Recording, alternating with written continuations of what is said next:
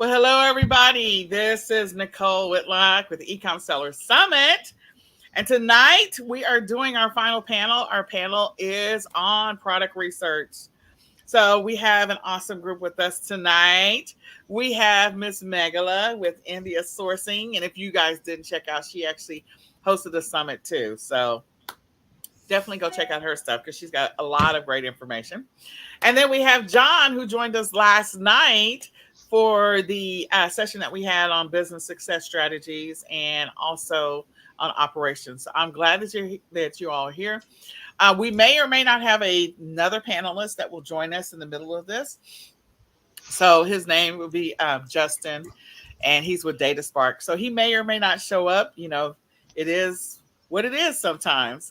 So with that being said, let's just talk about how this is going to work. What we want you guys to do is we want you to type your questions in the comments section. I think we're live in the Facebook group. We're also live on the fan page and my own personal page. So whatever questions you have around product sourcing in general, please, by all means, please type your questions. Let us know what your questions are. We are here to help you. We are here to answer them. We're here to be supportive of you and help you on your journey in 2022. It is all about success in 2022. So don't forget, share this out to your Facebook page or to wherever you want to share it so that we can help people that are looking to get started, but they're not really sure how to source, where to find stuff, all of that stuff. So with that being said, I am going to open up the floor to these two awesome people and let them tell you. We're going to start with our first question. So if you were working with a newbie, we're going to start with newbie, then we're going to talk about experience. So a new seller that's just like jumping into the fray, what is the maybe one or two tips that you would give them around product sourcing so that they can hopefully have some wins within the first 6 to 12 weeks of their e-commerce journey? So go ahead. Well, I can go first. I think my first tip would be to make sure to find a supplier that is right for your specific needs, because there are so many different types of suppliers out there. There are small companies, big companies, companies that focus on product development, research, R&D, companies that just do OEM, private label. They don't have any of their own designs. So each seller is different in the way that they are developing their brand. So it's important to find a supplier that's right for you. If you're a newbie and you're just starting out with maybe a very limited budget, you don't want to source from a very large company that only accepts container loads of orders, because you're going to be a very, very small buyer for them. They're not going to care about your 100-piece order. So you'd better work with a mid-sized company that is willing to grow with you, that is they don't have a very large setup, they don't have very large capacity, and they don't work with bigger retailers and bigger brands. So try to find a company that is right for you in terms of size. Also in terms of market, if you're importing into the US, for example, you should look for a company that is experienced in exporting to the US market, so that they're aware of the standards, the requirements, the safety requirements, if there are any, or labeling requirements. If you're importing into the EU, it's even more important to make sure that, first of all, you understand all of the requirements because they're just so complicated, or you work with a professional, or you work with a supplier that has exported and has experience in the EU market. Similarly, if you're looking for, let's say, to develop a new product from scratch, you just have an idea and you want a supplier to take that product, to make the product into like reality, or make your idea into reality, then you want to work with somebody who has product development capability, and who understands how to do tech packs, for example, if it's a garment or textile based product. So I think all of these considerations are really important, and you have to choose your supplier very carefully based on your specific requirements. I think that's the first thing that I would advise people. All right. John, what would you say? I agree with everything Megala said. Plus, number one, you need to understand what your specs are and what your expectations are. You need to have them in writing, and you need to communicate them to your supplier, because you always want to present to your supplier that you're a professional, not an amateur, because amateurs drive suppliers crazy. and they're going to lose patience with you really quick, and you probably won't get to where you want to be, or they'll just cast you off and just do a half butt job. That's the one thing. Secondly, when you talk about sourcing something, I don't have the graphic with me right now, but I oftentimes talk about a sourcing continuum. And on the left-hand side, you would have something that they make stock. So a lot of things on Alibaba kind of fall into that category, where you're not really developing anything. You're just taking something that they make every day, and you're slapping your name on it, maybe customizing some packaging and bringing in a small quantity. Well, that's one scenario. The other side of the coin,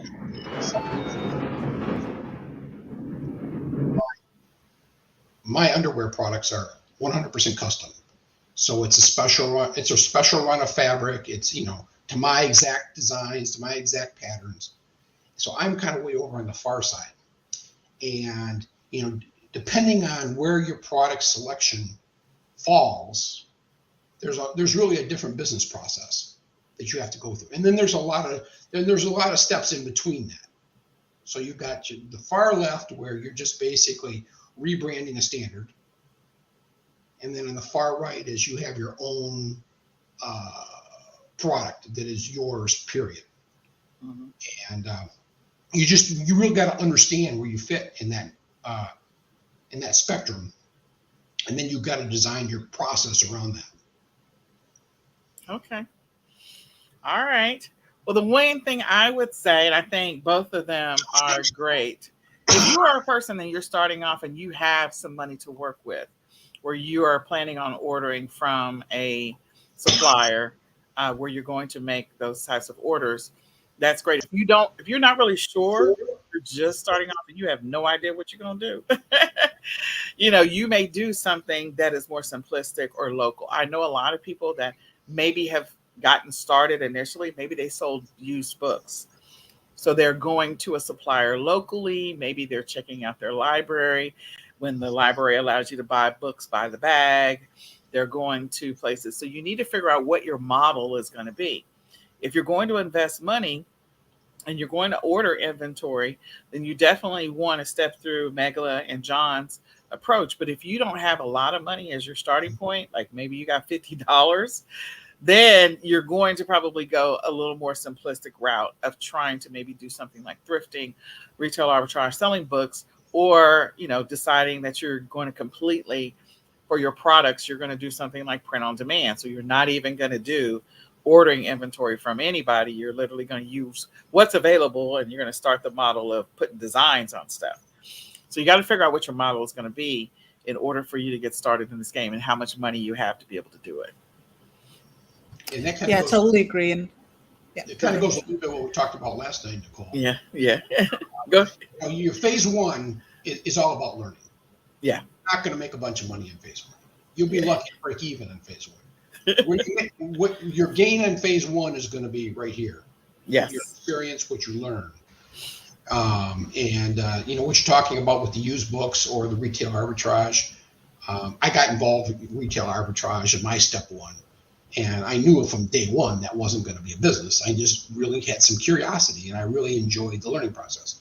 So wholeheartedly, if you have a limited budget and if you're just realize the expectation of I'm in this to learn, you might lose $50. You may lose $100, but that's $100 invested in your experience. Yep. Go ahead, Megala, you were saying. Yeah, I was just saying that what John and I were talking about is mostly private label or, developing your own products, OEM, sourcing. But you're right. I mean, if somebody does not have, because sourcing does require a lot of work, a lot of time, a lot of patience, and of course, a lot of investment. So if you're not ready for that, then yeah, definitely, totally agree. Don't do private label right from the beginning. Start with something simple and that doesn't cost you that much.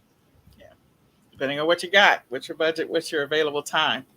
Yeah. Okay. So as we kind of step through the evolution of we got started, and okay, so everybody, if you are paying attention, we want you to type your questions in the chat. So whatever questions you have, you've got Megala, who has a lot of knowledge about sourcing, especially from outside the US, And then you also have John, who also has extensive knowledge about sourcing. So if you got questions, private label or otherwise, you guys have great resources right here. So type your questions in the chat, whatever the questions are. We are here to answer them. I'll be checking all of the different groups so far.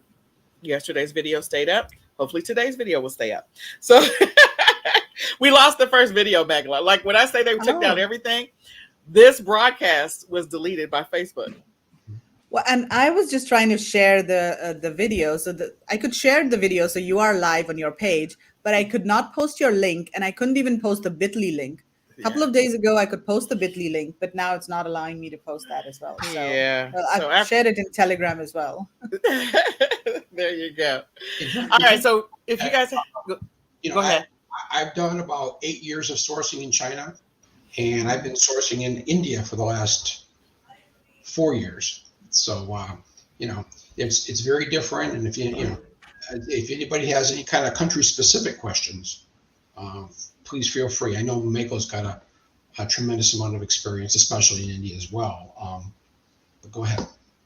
All right. So I just want you all to go ahead. Feel free. Type your questions. That's what we're here for. We're here to answer your questions. We're here to help you on your e-commerce journey because this is your year. This is 2022. This is your year. So type your questions in the chat so we can answer them. We are happy to help. So the next thing is there is a difference between sourcing in China and in India. And I know that Megla also has a lot of knowledge and experience in addition to other countries. I think Singapore was another one that you have experience with sourcing from as well. Megla, is that right? Mostly China and India. Yeah, okay. Because I lived and worked in China for almost 10 years. And then I started my career in India. And of course, now I'm focused entirely on India or mostly on India. Yeah. Okay. So what would you tell people that are looking to source outside of the U.S.? Maybe what are 3 top things that they need to be thinking about if they're sourcing? Like if I'm in the U.S. and I'm sourcing, and then we also have people that are like maybe in Australia or the U.K. What are 3 things that that they should be thinking about? Maybe there's a difference between India and China that they need to consider or think about. So the first thing that they need to think about is what product they're sourcing and where it is available and where can it be competitively sourced. That's the first thing. So there's some products that are not available anywhere else, and China is the only place where you can find good prices and a variety of products. So for example, anything electronics, China is by far the best source for electronics, electrical products. India does not have any sort of consumer electronics that you can source under your own private label or OEM. So that's number one. What product you want to source and where can you source it competitively? India specializes more in specific categories, and garments and textiles is a huge category for India. And John also, he has his own underwear brand, and that's why he's sourcing from India. Then handmade products are huge as well, and there are lots of products that are made from wood, metal, ceramic, glass, all of these natural materials that are very popular among Amazon sellers. And then there's also things like leather. There's eco-friendly materials are coming up very fast as well from India. So that's number one. What product you're sourcing, where is it competitively produced? And then the second thing I would say is just be aware that this takes a lot of time and effort. Product development, product sourcing, it's not something that's going to happen in a month, 2 months. Especially when you're starting out, you have to find suppliers, vet suppliers, make sure they're the right fit for you, get the sampling done, then the samples are shipped to you. Then maybe you have to rework the samples. If you're placing significant orders, you might even have to visit your factory. And I know that John visits his factories very regularly, and in fact, he now even has a team in India to manage things for him. So you might have to, go to that extent. You might have to visit the factory. And so that's the other thing. Be patient and know that this is not something that's going to happen overnight, a couple of months. It will take time. It's a long-term process, and you have to plan accordingly, whether you're sourcing from China or India. In fact, in India, things take a bit longer than China, but even in China, if you're developing a new product, it takes a couple of months. And I think the third thing that I would say is, if possible, visit the country that you're sourcing from. If you're sourcing from China, go visit the Canton Fair, the Global Sources Fairs in Hong Kong. Go see the products, meet with the suppliers, and spend some time after the fairs to visit the factories. If you're sourcing from India, come with us on India sourcing trip. We do a guided sourcing tour because India is not so easy to navigate if you travel solo, especially if you're not used to traveling overseas. So come with us. We do a guided tour. There's a trade show in India that is very export focused. There are about 3,000 exhibitors at the trade show that are all exporting to US, Europe. They're very export experienced, and see the products, meet with the suppliers, and that will really help you source very effectively and profitably in the long term. So those would be my top three things. Okay. All right, Um, John, same well, question. the one obvious thing is the language. Yeah. Um, there's a world of difference between language between India and China. When you go to China, you may find one person in the factory that's fluent in English, and everybody else gets translated from what you say or what you write by that one person. And if they do a good job, it might work. If they don't do such a good job, a lot of problems can happen. And oftentimes, a person that doesn't speak English isn't that experienced. She could be a 20-year-old young person, doesn't really know about much about business, but just studied English in school. So in India, English is widely spoken. Megala, can probably even expand on this even more. But when you go to the factory and go on the factory floor, you can have conversations with all levels of the organization in English. And that was probably the one thing that I found was tremendous advantage. They're actually using your native documents in India versus a translated document. And I look at a Chinese translated document, I can't tell if it's right or wrong. So, secondly, in India, they're more likely to do what you ask them to do. In China, they think they're smarter than everybody else, and they're going to do what they want to do, irrespective of what you actually request. So there's a bit of an issue there. I agree with the visit. When you visit a factory, your respect level goes up multiple times. They know you're a serious business person if you're going to take the time to come visit them, and you're showing them respect by taking the time and coming to visit. And it really starts to, because it's really all about relationships. And what you don't want to do, you'd like to find a great supplier and stick with them. You'd like to develop a relationship because things get easier and easier and easier. So invest in the relationship. Burning a bridge is never a good idea, especially in India, just because it really expedites the process with the second, the third, and the fourth order. The other thing, and I guess we got to talk about it because it's all in the news, is the political situation. Things could be getting kind of dicey here in the world, and the Taiwan situation, the Ukraine situation, the Europe situation. I just keep your eyes open and assess the risk.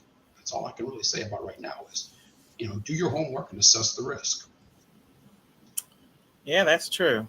It is. Then the other big thing is if you're bringing it in from China, you're probably bringing it into the West Coast of the United States.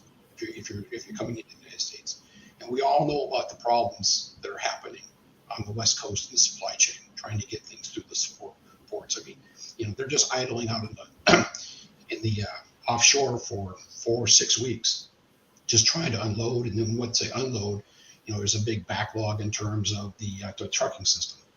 Things are much better on the East Coast. They're even better on the Southeast. So keep that in mind as well. If you're bringing it from India, all of my stuff comes into the East Coast.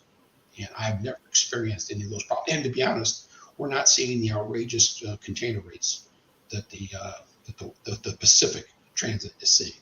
I mean, they're still up, but not to the degree. Okay. That's good to know. That's actually a helpful piece of information.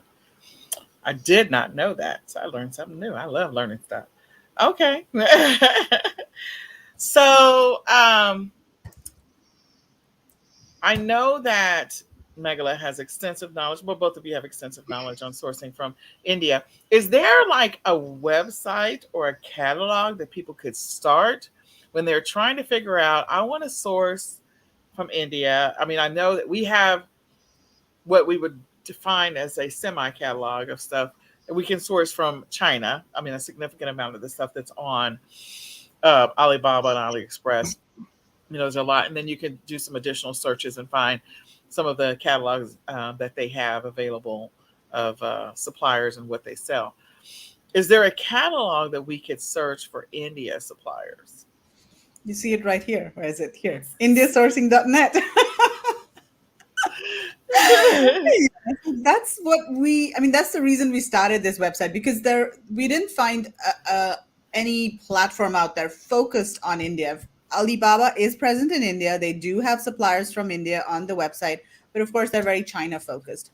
There are a lot of other websites in India, such as there's one very popular one called India Mart. But a lot of suppliers there are domestic focused. There are manufacturers and there are exporters as well, but then you have to sift through the list very carefully. And there are a lot of companies that are traders. They're actually importing products from China or other countries and distributing in the domestic market. And so you want to avoid those kinds of people when you're sourcing. You want to find the real factories and go to the source. So we couldn't find a reliable source. And so we started our own website, and what we do is we have a team in India. We find suppliers, we vet them to make sure that they are manufacturers, they have their own facilities, and that they are exporters. It's really important to source from exporters when you're buying products from India, because domestic focused companies, first of all, will not be good at communication, and they will not be aware of requirements in overseas markets, and sometimes they don't even have licenses. So if you want to export from India, you need an export license. It's easy to get, but the domestic focused companies, they might not even know that, and then it gets really tricky. There have been a couple of people who've come to me over the last few years, and they bought a product from a company on India Mart, and then the product is stuck because the company can't ship it out. And they're like, hey, can you help me export this product from India? Like, no, your supplier needs to have an export license. So yeah, you can go to this website, indiasourcing.net, and the platform is basically built to, it's a self-service platform. You can go search for the products that you're looking for, contact any of the suppliers there, and you can also reach us if you're not able to find a supplier. We also have sourcing agents that can help you if you're not able to find a supplier on the website, or if you want some assistance in sourcing. Then we've also vetted a number of service providers, and the platform is meant to provide importers, Amazon sellers, everything they need to source products from India. So we've got suppliers, that's one piece of it. Then we've got all types of service providers that you might need, such as freight forwarders, quality control inspection companies, lawyer, packaging company, even photographer that is focused on Amazon and they're based in India. So we've got the whole, the whole package, so to speak, of sourcing from India, from suppliers to all types of sourcing agencies. And then we also do education, because it's very difficult. There's not much information available about sourcing from India out there. Everyone's really focused on sourcing from China. So we do workshops, we have a mastermind. So it's all about teaching people how to source effectively. And then, of course, we do the trip as well to India twice a year. And so the trip was on hold for a while. Yeah. And And now. it's happening. So when is the trip? When is the trip? The trip is in October. And John, I have to talk to you about the trip. And Mark and I were discussing this yesterday. But yeah, it's in October. And we are 99.999% sure that it's going to go ahead, unless there's like a cousin of Omicron that pops up in the next couple of months. But otherwise, the world is opening up. And the trade show, in fact, is happening in March. So there are people who are traveling to March, but we're not doing the trip in March because it's still a bit risky. Singapore is in fact pretty closed. In fact, it's not easy to get out of here. But October is definitely happening. Yeah, and you can get more information about the trip on indiasourcingtrip.com. That's the website. Indiasourcingtrip.com, guys. India Sourcing Trip. Let me write that in the comments. India. So, hey, is there a trade show in October too? Yes. Yeah, the trade show is held twice a year. In the spring, it's usually in April, but sometimes in Feb, sometimes in March. They change the dates, which I don't know why they do that. They shouldn't do that. They should not just have one date. But yeah, they changed the date of the spring one. But the autumn one is usually 14th to the 18th. October. And what's the name of the spring trade show? It's called the Delhi Fair, or just Delhi Fair. Okay. Because I know a lot of us know about the Canton Fair. So Yeah, it's called the Delhi Fair. And then the one that's in the fall, what is it? Same thing? same thing. Yeah, Okay. All right. So it's what I see here, same one. yeah. Okay. All right. So, guys, if you are looking to find potential suppliers that you want to do business with or you want to see if they're available, go to indiasourcing.net. Now, how many suppliers are on that site? So currently we have close to 100. So we don't have thousands of suppliers there because we're taking it very slow. We're vetting suppliers and then we're also interviewing them in live webinars in our group, and on our Facebook page and social media. So we're trying to be very transparent. We're even doing live shows from their factories. So the suppliers are in their factories and they're walking around and showing how products are made. So you can actually, see before you source from a supplier, you can see what the facilities are like. So yeah. That's good. That's good to know. All right. John, is there anything you want to add to Yeah. that? So our specialty is more southern India, Hmm. and our specialty is more in the apparel, textile area. So whether it's clothing, whether it's towels, whether it's aprons, whether it's, we're doing all kinds of printed type towels or specialty type aprons and things like that. So yeah, as Miguel can tell you, I mean, where I'm at in India, they don't speak the same language as up in Delhi. It's completely different. They speak English, but the different parts of India are so different. It's just kind of amazing, and I never really understood that until I made a couple of trips over there. So we decided to kind of specialize. Obviously we're an apparel brand, and we had to put some infrastructure in place to support our brand, and then we just kind of expanded to use that infrastructure to help other people. But we're not really interested in trying to be a India-wide sourcing company. We're really about trying to stay within what we do really well, which is in the southern Tamil area of India, which is their center of excellence for the apparel side, or Okay. or all textiles really. Okay. That's good to know. But All right. speaking of languages, Go ahead. Nicole, can Uh-huh. we do a pop quiz? Can we ask people a question and let's see Yes, if go any. ahead. Okay, tell us in the comments how many official languages are there in India? How many Oh. official languages? And each language has a different script. So it's not like they're not dialects, these are completely different languages. So tell us in the comments how many official languages there are in India. I know Mark and Kevin, are you watching? You should probably know this. They probably do. I mean, I will tell you here in the US, we sort of make fun of each other across the United States. We all speak English, but again, Yeah. depending on where you are, someone may have a little bit of a stronger accent in another part of the US. Be like, is that English? Yes, it is. So yes, we do make fun of each other. It's all English. It just sounds different. Yeah. So what Yeah, it but in might India, sound. it's completely different. So I'm from the north, and if I travel to South India, I cannot understand their language. I cannot read it. It's a totally different script. So that's why English is sort of a language that unites the whole country, because most people will speak English, at least in the main cities. If you go to smaller cities and villages, they'll probably only speak their local language. But yeah, in major cities, most people would speak English. Wow, I did not know that. I wonder where my team is. I need to figure that out.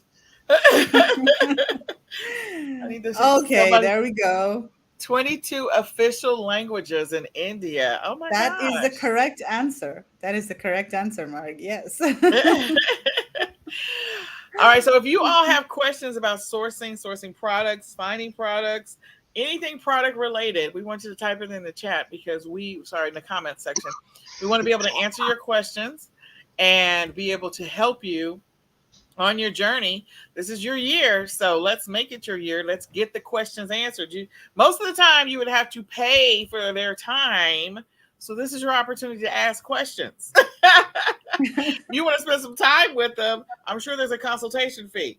Right now you can ask your questions absolutely free and they will answer them.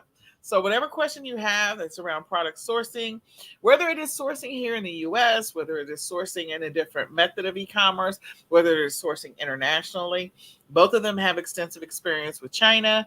So, ask your questions when it comes to product sourcing, finding products, vetting products, doing product research. Maybe you've got questions about that. Type them in the chat because we're here to help. All right. So Michael is saying in the comments, I had no idea. That's amazing. that is amazing. So I do have a question. I don't know if John, that was your first product that you started with was underwear. Megala, what was your first product that you put online? What was the first product you sold? So my very first product that I put online was actually jewelry, and that was back in, I think, 2005, 2006, and that was on eBay Okay. India. That's where I started. Yeah, so jewelry, costume jewelry, and I'd actually bought it from China. And there are these huge wholesale markets in China. So we used to live in China at that time, and we'd just gone to the market. We bought a bunch of stuff, put it in a suitcase, sent it to India, and then that's how we started selling on eBay. We listed them on eBay. We had a partner there in India, and then they were doing the fulfillment and everything, and we were sending products from here. So yeah, that's what we did initially. Oh, wow. Okay. Well, John, what about you? Well, actually, my first time was arbitrage. It was we were going through Kohl's, which is a department store here in the United States, and they were closing out a whole bunch of those college team flags that you hang up out of your window to show you're a fan of a specific team. And I was able to buy them for like 10 cents on the dollar. So I basically bought everything they had and put it up on Amazon. And like I said, it was really designed as a learning experiment because I'd really never done that before. I always wanted to do it. And probably broke even, but had a lot of fun. Okay. All And right. underwear was the second thing I did. Underwear's the second. Okay. Well, my first thing was something that I can't remember who the movie star was. It was either a singer or a movie star, had a pair of glasses or some accessory. And it was all in the magazines. And so I found a knockoff, listed it on eBay, and sold it like crazy. And then the next thing after that was I ran into a guy who was a picker, and he had a big giant warehouse of stuff. And I listed for him, and I would get 60% and he would get 40% when the item sold. He would ship it, but he just needed somebody to do the listing. So I became a lister. Mm. And so I sold a bunch of random stuff. All right. So we have a question. We have our first question. So keep the questions coming, guys, whatever your questions are. All right. So what was your budget when you started? So when I started, I'm going to talk about my private label because jewelry was not private label. It was just buy stuff and just list it. But for private label, when I started that, then my budget was around, I would say 8,000, 7 to 8,000. And that not all of that was inventory. So the inventory was probably like 4,000 or so, four or 5,000. And then the rest was shipping and, PPC and all of those things. But overall, it was about 8,000. All John? right. Well, unfortunately, when you deal with apparel, you've got lots of colors and you've got lots of sizes, and it's kind of go big or go home. So yeah, mine was about 70,000. Actually, starting my own business was kind of a bucket list item. So I stepped out of the corporate world and I decided to do this full time. And took our nest egg and said, we're either gonna win spectacularly or fail spectacularly. There you go. That's awesome. Well, my budget was way smaller than on both of you because, again, I didn't start with private label at all. I didn't really do anything with my first private label product until about 2 or 3 years ago. But anyway, I just spent $100. I had a budget of $100 a week, and that's exactly what I spent. But I have an amazing friend. I call her Tony. We find stuff that's below wholesale, or we get a lot of free inventory. So it didn't cost me anything pretty much. And I just was able to reinvest and then scale and take that money and just keep reinvesting the money. So that's how I got started. I put aside $100 and I said I was going to make $100 investment every single week. And then I didn't have to spend money for a while. So it was nice. All right. So, do we have any other questions? Do we have any other questions that you guys want to ask? So, what is one mistake that you see that people are making? One mistake that they make when they're sourcing from another country that they're not thinking about, that they don't take into consideration, that they forget about? What is that one mistake? I think what I have seen is not sourcing from the right supplier. That's the biggest mistake that I see people make. For example, not sourcing from a company that's export experience, not vetting the supplier carefully, not checking their documents to make sure that they have export experience, they have licenses, not confirming their expertise, because in India and even in China to some extent, but in India most of the suppliers, they specialize in certain things. They may offer a wide range of products, but usually they specialize in one particular product category. And of course, if it's a larger company, then they might have different, subdivisions within the factory to make different types of products, but usually the specialization is by material. So for example, if a supplier makes wooden products, they have all of the in-house capability to make wooden products, like their machines, and they have skilled artisans that specialize in wood. That's their core expertise, and they'll do really good at wood. But if you ask them to make a metal product, for example, they might still do it because they're opportunistic. They want to get your business.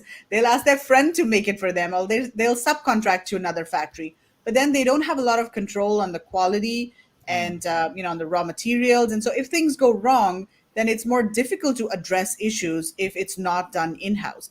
So try to identify the core expertise of the supplier.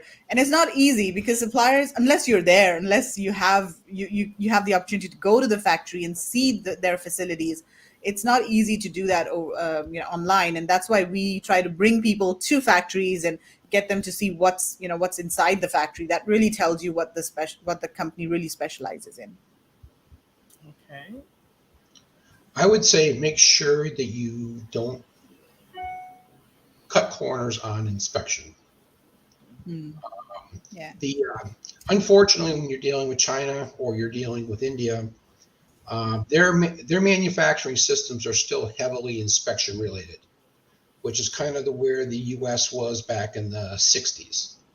The U.S., China, Korea, they kind of developed very sophisticated quality systems. That's not the case in China. It is in some parts of China, but not in probably the people we're going to be dealing with. And it's not the case in India. So I grew up in the automobile industry, and I was part of that, 1960s to 1980s transition. But what we've learned, the sophisticated manufacturing countries have learned you can't inspect quality in. You got to engineer, you got to build quality in the product. Unfortunately, a lot of the companies you're going to be dealing with are still based in the, well, I'll put another inspector on the line. I'm going to try to sort out the good from the bad at the end. And so you really don't want to cut corners in the inspection process, because once it gets to your location, you're kind of stuck. And then your costs will just mushroom, either in terms of customer returns or in terms of rework or prep or whatever. Or the worst case scenario, you may just throw up your hands and scrap the whole deal and start over, which is really painful. So again, that's not a place to scrimp.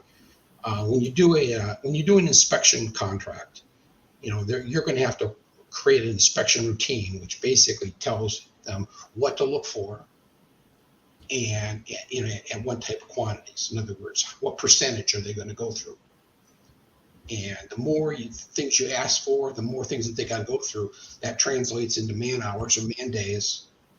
That translates into more cost. It's a company you haven't dealt with before. Be a little conservative on that. Okay.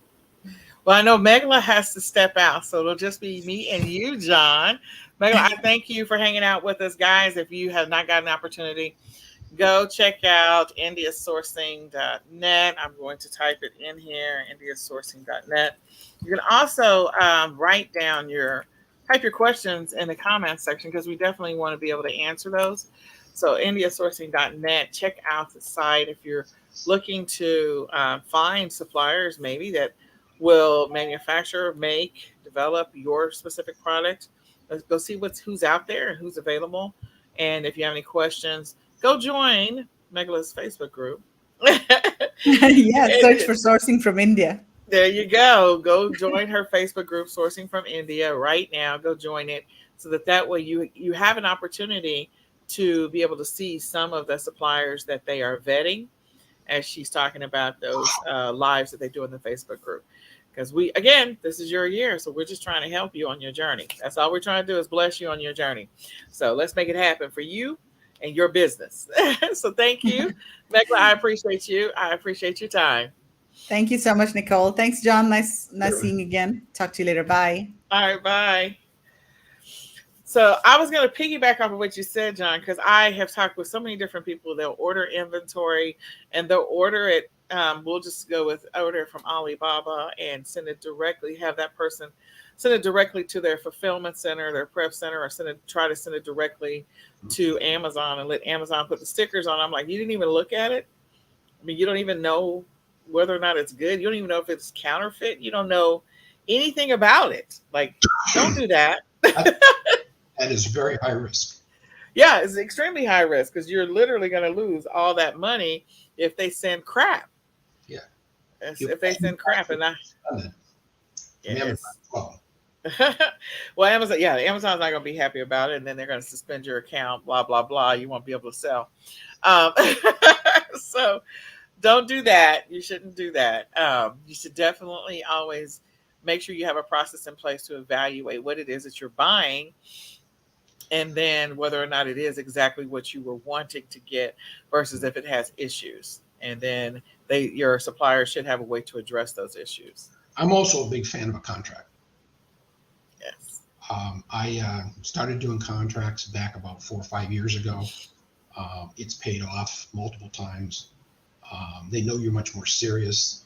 You have you have expectations in writing. They're going to give you a higher priority. And, your contract should spell out consequences if they miss their delivery dates. Yeah. It should spell out consequences if it fails final inspection. So what do you do? I mean, okay, you've given them your deposit. You go through, you pay your money, you bring in, your inspection company. I use QIMA a lot, whether in India or in China. And it goes in and they find out that it failed. Now what? Yeah. Now what? You're going to go back to your contract and they're going to help you based on what you had put in your contract. Your contract needs to give you the ability to walk. Because, if you've got a pile of, what, no matter what you do to it, you still probably got a pile of what. Yeah. Which is going to be frustrating because then you're going to have to figure out how can I repurpose this inventory for something else. And then the other thing I would say is don't hesitate to do third-party lab inspections. Like in our product is supposed to have 10% spandex, and I decided one time to go in and have that sent to a third-party lab, and found out it only had 5% spandex. Mm-hmm. That's huge. Yeah. And I can't advertise to my customers 10% spandex if there's 5%, and the product just doesn't fit. It doesn't function the same. So the supplier had to completely eat the whole order. Mm. I think that's good, and that definitely if you what was even worse, Nicole, is they had run it through their lab, and they had certified it to be 10%. But I sent it to a third-party accredited lab, and it came back at 5%. So their lab had actually falsified the results. Yeah. And I've had that happen once in China, and I've had it happen once in India. Okay. So it's not unique to a specific country or culture. That's good to know. That is good to know. Basically, verify. Because at the end of the day, once it's in that container, it's yours. Yes. The So, other thing I see, I know we've been talking about private label a lot, but what I was talking about earlier was drop shipping. I see a lot of people doing a lot of drop shipping, yeah. significant drop shipping the same product over and over again. And again, never seeing the product themselves, never touching the product themselves, just sending it directly to their customer. And it ended up being crap, and they have to deal with a boatload of returns regardless of platform. And, that's just going to affect you long term, bigger picture. So, again, regardless of how you're getting your inventory, however you're acquiring your products, you should still have a process for Mhm. evaluating and validating whether or not this is a good product or not. Yeah. I just got I just got to tell you, I'm not a big fan of drop shipping. I know. Very thin margins, and you just I see a lot of people get burnt there. I see a lot of people get burnt too. I think some of it has to do with what you are drop shipping. Like if Yeah. you're drop shipping desks and furniture, those are bigger products. Of course, there's a much higher cost that's associated with it. But again, and hopefully you're working with suppliers that are fully like well known. I'll use an example of furniture. There's a lot of manufacturers for furniture in North Carolina. Mhm. And so, there's some quality furniture that you can work out contracts and agreements with those to be able to set up your website and be able to sell products, bigger items, and have a nice profit margin. Just depends on what it is you're selling and what you can look at. Like I can get in the car and drive to North Carolina. Not today because we have ice on the street, but but I can go and check it out, and I can make sure that when I'm, drop shipping, and make sure I have an agreement and understanding with them that, hey, I'm going to be drop shipping you or whatever. So one thing I did many, many years ago was like a little kid's chair, like a little sofa chair to go in a little kid's room. And again, finding a good supplier to be able to sell that, like the margins were really nice on that particular chair for as long as I sold it. But yeah. You know what's something that's oftentimes overlooked What? is affiliate. Yeah, that's true. We have an affiliate program. You can go to our website. You can sign up as an affiliate. You can get your own discount code. You can get your own link. You can go out and recommend an influencer, Facebook, or whatever. No limitations on our product. If we sell the product, you get 15%. You have zero risk. You have zero return risk. You have zero risk. You hardly, you once the sale's made, you just collect the money. Just collect. And in our program, if the customer comes back and buys again, which sometimes they want more than one pair of underwear, you get the commission over and over again. Yeah. So you own the customer. So I guess I just use ours as an example, but I think that's an overlooked Opportunity. low risk, easy entry way for somebody to get involved. And your downside is almost always, it would be hard to lose money on that model. I'd agree. It is hard to lose money in that one. That's actually a good one. Reputable company. Well, you want to make sure your profit margins are sufficient. I know that that's been a bane of several people's existence because over the years, Amazon has definitely toyed with the commission, the affiliate commission that they've offered, depending on different categories, what they've offered. And some people are like, I'm getting out of Amazon affiliate commissions. But yeah, that's one that, you want to see what the affiliate commission, because eBay has an affiliate commission, like all of them have an affiliate commission. So if you don't want to sell physical products, that's another way to get started in the e-commerce space without actually touching anything for real, ever. But I kind of see affiliate programs of Amazon and eBay very different. Yes, they are. When you're dealing with a private company. Direct, yeah. If you get with a direct company, that's different. Ours is more like the dropship, but you just don't have to touch anything. You just don't have to do much work. You just collect 15% for hardly doing anything. Correct. And for those of you that are not making a 15% commit, you're not making a 15% profit margin, there you go.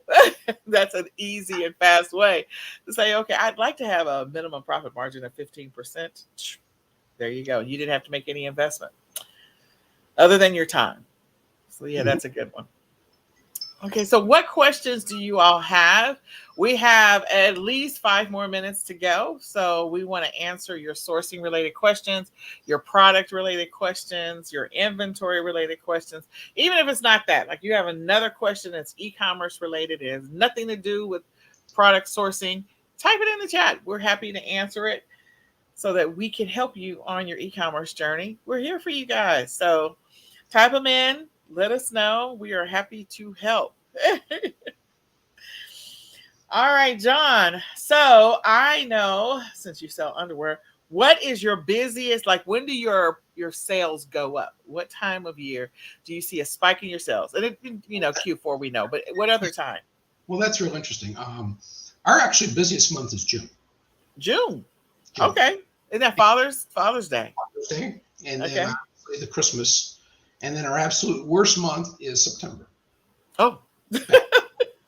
See, we sell to an older demographic. Our demographic is 35 to 75.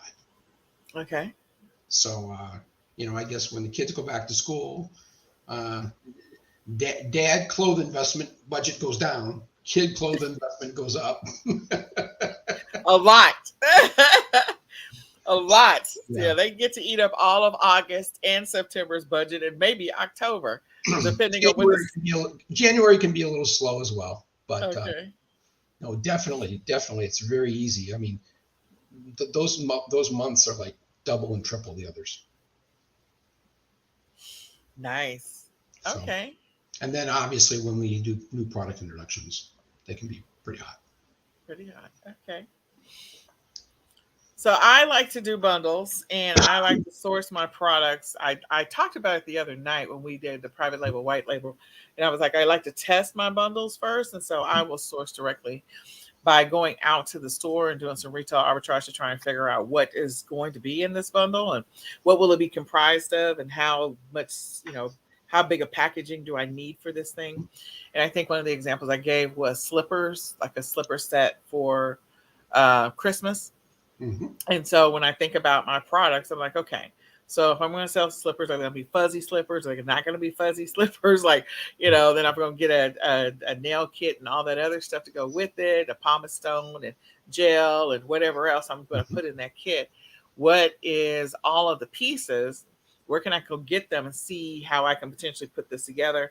Figure out what my estimated shipping is going to be.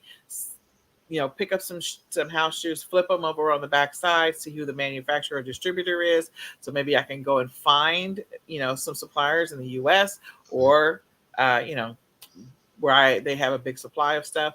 The other thing I like to do is I like to cheat. So when I say cheat, the time of year in which you can find a boatload of bundles is Christmas. Mm-hmm. So you literally, You reverse bundle. I reverse bundle all day long. I will go and I will take a boatload of pictures so I can figure out what types of concepts of bundles I'm going to make.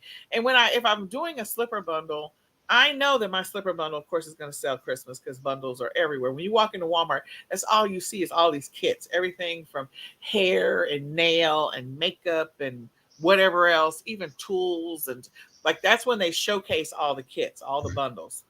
All the sets, whether you call them kits, sets, bundles, whatever they are. It's more than one item, okay? And then, so I'll reverse source and come up with my own version of that product. And then once I've decided that this is it and I've tested it, I'll maybe test the slippers, 2 different types of slippers. The fuzzy sell better than this kind. So I'm going to go ahead and find a supplier for the fuzzy, find all the stuff that I'm going to put in with that slipper set. So I have it ready to go for Christmas, next year. You can also do virtual bundle. Yes, you can on Amazon for sure. Well, what we do at FBN Fulfillment is you can have, A slippers, B slippers, C slippers, and stone. You can have all the items being sold individually. Right. You create a kit or a bill and you give it its own item number. Correct. So when the order comes through, Then we go out and pick the correct slippers with the correct this, with the correct that. We put it together and put it in the bag and ship it. So you don't really have to inventory the physical bundle. You just inventory all the individuals, and then we create the bundles on the fly. That's right. Yeah, So I know with the Shopify. It keeps your inventory forecasting and all your inventory management much simpler. Yeah, it does. I was going to say Shopify has, of course, a couple of apps where you can do virtual bundles. They make it easy for you if you have a Shopify store. Mm-hmm. If you don't have a Shopify store, then depending on which platform you're selling on, you could do the virtual bundles with Amazon for sure. Depending on the components, like you got to make sure that you're going to be profitable for sure when you're doing that. So, I know that some of them the margin's going to be razor thin. So I'll probably be like, I'm not going to sell that by itself because the margin is just so razor thin that I may not even make any money at all. But when I combine it with something else, now I have a much bigger, because people are seeing that there's a value here with these things combined together. So you have to figure out what strategy is going to work for you based on what you do. But what I'm talking about is doing it at the 3PL level, which it doesn't matter what platform you're using, because you do it all on the back end. And then you may have a pumice stone that has like zero margin, but you may have the pumice stone in 6 different bundles. Yep. You always have it in stock because you just have one box of pumice stones. There you go.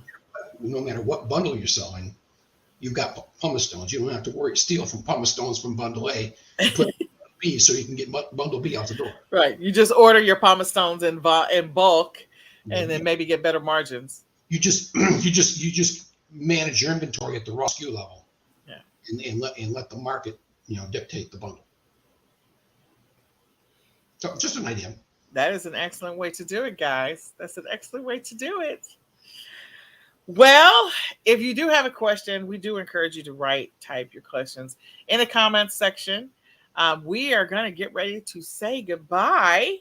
I am so glad, John, that you were here. Thank you, Megala, for being here earlier. And we do have a giveaway tonight at 9 o'clock. We have another giveaway tomorrow night at 9 o'clock. So I think tonight we're giving away an all-access pass and an e-commerce planner. So there's still time for you to go sign up for those if you want to. And John, I am so glad that we met. We will definitely be talking more behind the scenes. I appreciate you, and I appreciate your time. And let's have some. Make sure that your e-commerce experience is a fun one. Yes. Enjoy it. And there you go. We do want to make sure you enjoy it. So if you guys are looking this year to transition to a fulfillment center, this is your opportunity. Check out FBM Fulfillment for sure. John will definitely work with you. He'll support you. He'll help you. If you're new to that and you're apprehensive because you like control, you like to be able to see your inventory, and you like to be able to put it in the box yourself and ship it yourself, and you having a hard time releasing that control, talk to John. I'm confident that he can help you with that journey so you can free up your time to focus on things that are going to make you more money. And those of you who have the all access pass, I did a 40-minute presentation on 3PLs. So, I invite you to check that out. Definitely check it out. All right. So this has been another episode of the Ecom Seller Summit Masterclass on product sourcing. We are going to say goodbye for now, guys. Bye. Type your questions in the chat if you have any. Go ahead, John. No. All right.